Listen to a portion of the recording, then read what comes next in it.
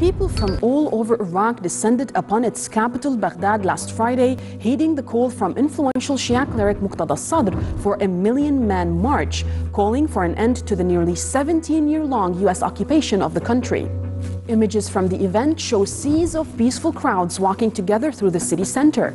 Saeed Sadiq al-Hashimi, the director of the Iraqi Center for Studied, estimated that more than 2.5 million took part in the demonstrations.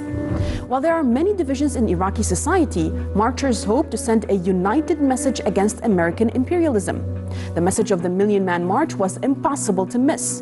The main stage of the event featured a huge banner with the words, "Get Out America," printed in giant uppercase English letters, while protesters carried placards depicting US President Trump, and the ominous card that read, "You arrived vertically, but you will leave horizontally," despite the fact that the Iraqi parliament had passed a unanimous resolution on January 5 calling for the expulsion of all US troops.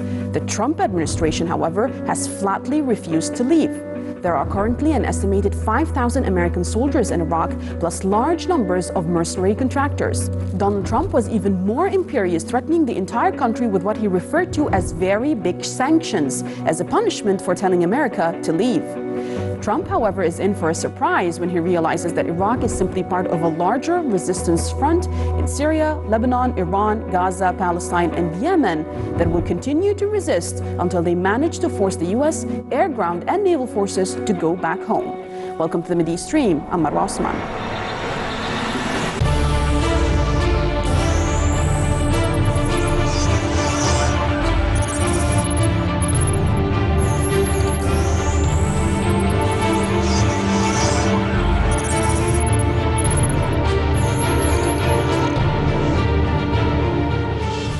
Dubbed as the Second Revolution, a century after the Great Iraqi Revolution of 1920 against the British occupation, last week's Million-Man March in Baghdad brought front and center the Iraqi popular demand to see U.S. forces currently occupying the country out of Iraq. To discuss this issue with us from Beirut is Mona Isa, political commentator. Thank you very much for being with us, Mona. Now, millions of Iraqis rallied in Baghdad. They all came to Baghdad on Friday, January 24, calling for the expulsion of U.S. troops from the country. This Million-Man March was preceded by a bill passed by the Iraqi parliament, unanimously passed by the Iraqi parliament, to expel U.S. troops and to consider any troops that are present in the country as an occupation as well, while the U.S. just turned a deaf ear to the matter. Where does that put the Iraqi sovereignty and independence? Well, it's really no surprise that the United States would turn a deaf ear to Iraq's demand to expel U.S. forces from their country, simply for the reason because the relationship between the United States and Iraq is that between an abuser and an abused, a colonizer and a colonized. So it's really typical for the United States to continually gaslight peaceful Iraqi attempts to recede U.S. aggression. With that being said, where do you think that puts the Iraqi independence? Do you think that it's going to be another Million-Man March to actually push the U.S. out? Well, we're dealing with an enemy that doesn't really know the first thing about independence and sovereignty. I mean, if you think about it, the assassination of General Soleimani and Abu Mahdi al-Muhandis, I mean, that in of itself was an act of war, and it was a breach not only to international law, but also on the sovereignty of the Iraqis. They killed a top general, two top generals, on soil that they illegally occupy. So this speaks volumes about how the Americans perceive sovereignty to begin with. So based on this claim, if the Iraqis demand independence and sovereignty, it has to be 100% organic It has to be from the Iraqi people on their own terms and not on the terms of the abuser, not on the terms of the United States, who do not know the first thing about sovereignty. So it's really important that the Iraqi parliament, after passing this bill, it stands by the bill and takes it very, very seriously. It has to be consistent. It has to rip the United States from Iraqi soil from the roots. Well, we did see some sort of an attempt by the Iraqis, as you were saying. It has to be organic. We saw just up to the Million Man March on Friday last week. We saw several attacks using Katyusha missiles and rockets on the green zone, on the U.S. Embassy in the green zone of Baghdad, especially after the assassination of Lieutenant General Qasem Soleimani and the deputy head of the Popular Mobilization Forces, Abu Mahdi al-Muhandis, as well. And it does not seem that those attacks are going to end anytime soon. Now, what if these attacks actually lead to a wider U.S. presence instead of diminishing the U.S. presence in Iraq? What will happen then? Well, you mean like to protect their interests? Definitely. That's what's going to be the pretext of the U.S. to remain in Iraq to begin with. Definitely. Well, first we have to define the U.S. interests. Two things. We have oil. Trump repeatedly spoke about the U.S. interest of oil throughout his interviews. That's the first thing. The second thing is it is within America's interest to keep Iraq politically, economically, socially submissive in order to intimidate its regional allies, its neighbors, namely Iran. So based on this claim, the U.S. Department of State issued a letter, and the letter made it very clear that the United States isn't leaving anytime soon. It reinforced the fact that America is a force for good in the region, and they want to stay partners, they want to stay friends, obviously on the terms of the Americans.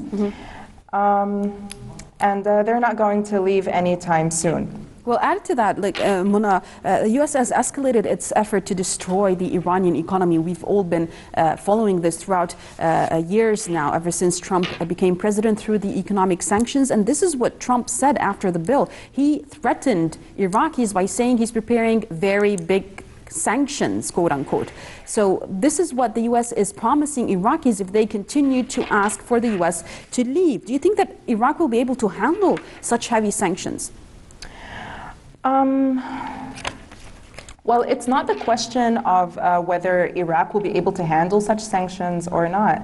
I mean, sanctions will, without a doubt, will make a horrible situation even worse. I mean, Iraq has suffered years and years of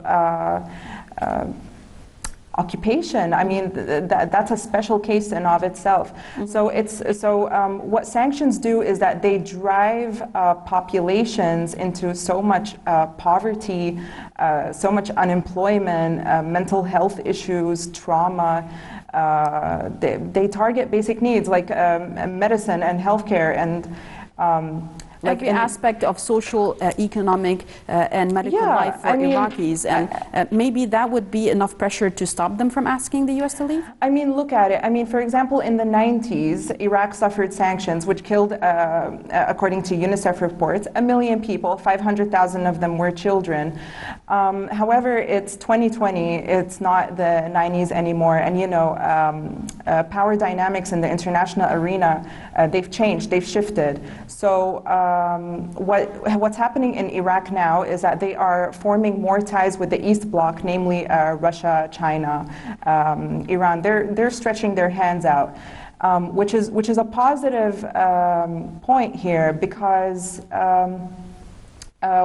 back then, when Iraq was suffering, they weren't really able to do that. But now, because the dynamics are changing, they are. For example, in October 2019, China made an agreement with Iraq. It's called the Oil for Reconstruction Agreement. So Iraq will trade 20% of its oil production, daily oil production, in turn for reconstructing a damaged Iraq.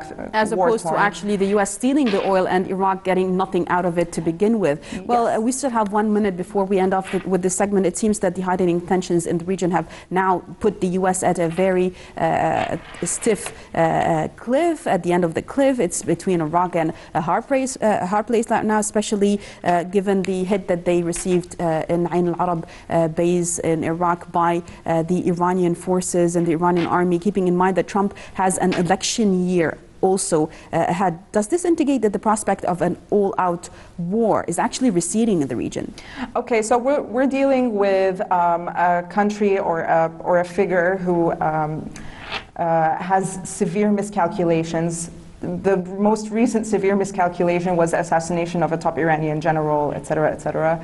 So war is unpredictable, but we wouldn't really put it past him. But at the same time, it's notable that the United States is not equipped and not experienced with confronting world powers, especially if we're talking about warfare here.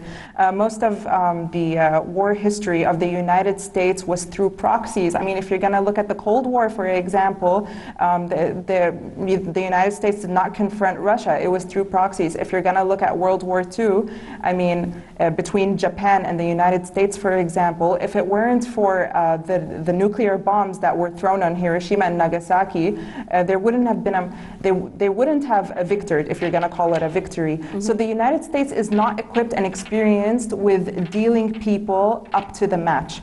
So it would be extremely foolish for America to take such a decision because they don't know what they're getting themselves into. And hopefully, yeah, let's just hope for the best.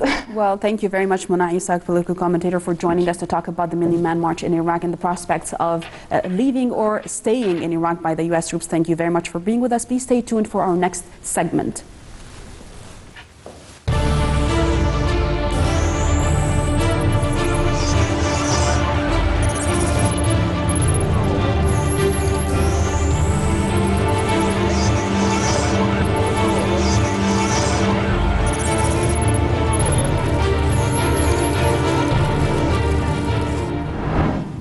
Until recently, the Libyan crisis was simmering in the background while the world was more focused on the Middle East, climate change, and Donald Trump.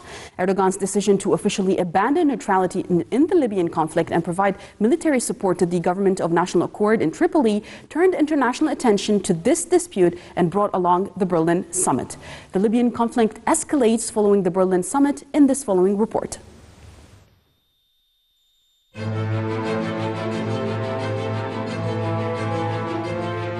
The chaos in Libya would affect the entire Mediterranean region if peace is not ensured as soon as possible. This is what Turkey's president said on January 24th and urged international pressure to force the head of Libya's eastern-based forces to abide by a tentative truce. However, just weeks after Turkey's parliament approved deploying troops to western Libya after Turkey signed a controversial Mediterranean deal with the embattled government in Tripoli, Ankara is now the central player in Libya. In Berlin, at a summit on Libya's conflict earlier last week, Khalifa Haftar, a general controlling most of the country, accepted terms in Berlin to designate members to a UN-proposed military commission with 5 members from each side to monitor the implementation of the ceasefire. The Berlin summit on Libya and its final declaration had little impact so far in changing the status quo in Libya, vis-à-vis the positions of Russia, Turkey, and the warring sides. The summit showed Erdogan and Putin on opposite sides when it came to Libya, with Germany and Turkey with Sarraj's government of national accord, and Putin, France, Egypt, and the United Arab Emirates with Haftar. General Haftar seems to have the upper hand on the Libyan battlefield, and perhaps more than important than anything else, its oil fields. In the meantime, missiles, which were reportedly fired by Haftar's forces last week, hit Tripoli's airport targeting a Turkish military plane. Meanwhile, powerful tribal groups of the Libyan National Army LNA loyal to Haftar, who control eastern Libya and much of the south, seized several large export terminals along the eastern coast, as well as southern oil fields in a challenge to the rival UN-recognized government based in Tripoli, which collects revenues from oil production. the national oil company NOC said the closure of Libya's oil crescent will cause the country's daily crude production to plunge from 1.3 million barrels to 500,000 barrels and cause losses of $55 million a day. Haftar is concerned that Turkey is seeking a strategy to make Tripoli totally dependent on Ankara and nominate Turkey to do its work in international forums in return for getting water and drilling rights and other economic rights.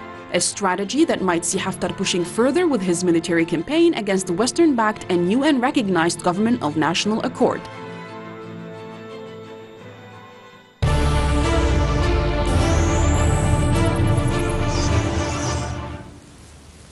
To discuss this issue with us from Paris is Mr.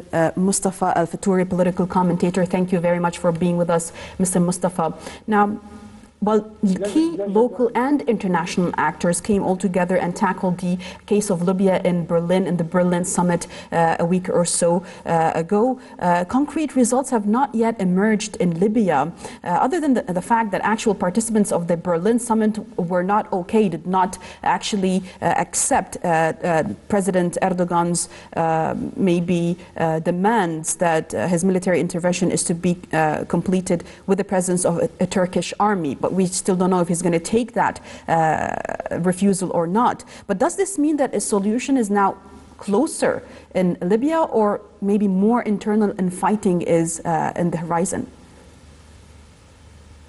Well, if by solution you mean solution to the Libyan conflict and settling it once and for all, I think it's still far, far away for several reasons. You know, among them actually international gatherings like the one we saw in Berlin on the 19th of January, just a little over a week ago. And the problem with the gatherings like the one we saw in Berlin is dominated actually by international hypocrisy, whereby leaders of the veto-wielding powers in the United Nations Security Council, like France, the United States, Russia, and UK, say something behind the closed doors, and they say different things when they come to the public. So we saw them support the government of national accord in Tripoli, publicly stating that, but behind the scenes they are supporting different sides. And the current conflict, for example, we see France and Russia with a couple of other regional countries supporting the Libyan National Army led by Field Marshal Khalifa Haftar, while other countries, including Turkey, of course, supporting the government of national accord, which is unfortunately the only one recognized by the United Nations as per Resolution 2259, which was adopted by the Security Council on December 23rd, 2015, creating the current government in Tripoli and, of course, creating the mess we have now. Well, it was obvious, Mr. Fatouri, that Erdogan's ultimate fear was that the Libyan General Haftar would actually gain international legitimacy over time, which is why he obviously keeps demonizing General Haftar every chance he's got in the international arena. If Turkey truly wants to take part in the conflict in Libya, why is it keen on keeping the military conflict ongoing instead of actually starting a dialogue with General Haftar? Exactly. That is the obvious and very basic and logical question. If Mr. Erdogan is interested in peace in Libya, why is he adding more fuel to the fire already in the country? We haven't seen, for example, and that's why I don't believe his intentions are peace in Libya, and, despite everything he says. We haven't seen over the last 10 years or 7 years or so, even after Mr. Haftar started his campaign to rid Eastern Libya of terrorist organizations, we haven't seen any serious Turkish mediation efforts. And more recently, I mean just the last couple of months, we have seen Mr. Erdogan turn himself actually into the spokesman of the government in Tripoli, which is a kind of role that really indicates his intentions behind what he's doing. It has nothing to do with peace in Libya, and he's not interested in that. He is interested in what he sees as Turkey's projected power, regional power in the area, plus the fact that's how he sees Turkish interest in Libya vis-a-vis reconstruction of the country and the billions of dollars worth of contracts, reconstruction contracts and infrastructure contracts signed even before the toppling of the Gaddafi regime in 2011. And literally what he is doing, Mr. Erdogan, I mean, he is blackmailing the government of national accord in Tripoli, which is supposed to be a caretaker government for a maximum of 2 years at most, when it was created in 2015, and now it's into fourth year. He's blackmailing them, exploiting their weaknesses to confront Mr. Haftar and his army by signing the security agreement with them back in November 27. In exchange for deploying his troops. This is exactly what I want to talk about, Mr. Fatour, because a memorandum of understanding on military cooperation was signed, as you just said, in November 27 between Turkey and the UN recognized GNA, which is the Government of National Accord in Libya.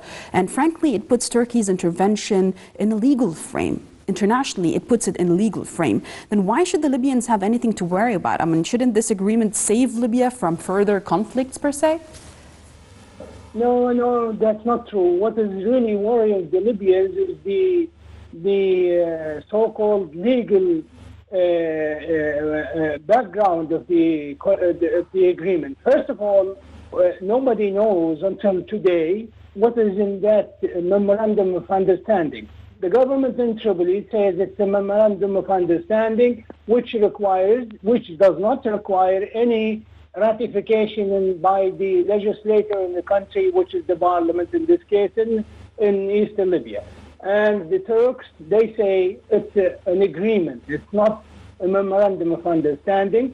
That's one thing. The second thing, nobody has ever published anything of that agreement, so we don't know what it is.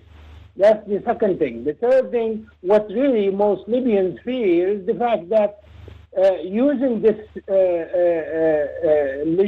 international legitimacy, if you like, which have been given to the Government of National Accord in Tripoli by the UN Security Council, as I mentioned earlier, by Resolution 2259, that makes it even more complicated, which means any incoming authority in Libya in 1 year, 2 years, 10 years, whatever, it will inherit the state and whatever the state obligations are, including this agreement with Turkey. And it will be quite difficult to actually declare such an agreement then void or illegal. It will be quite difficult, which means it literally opens the door for Turkey to have military bases and a kind of security presence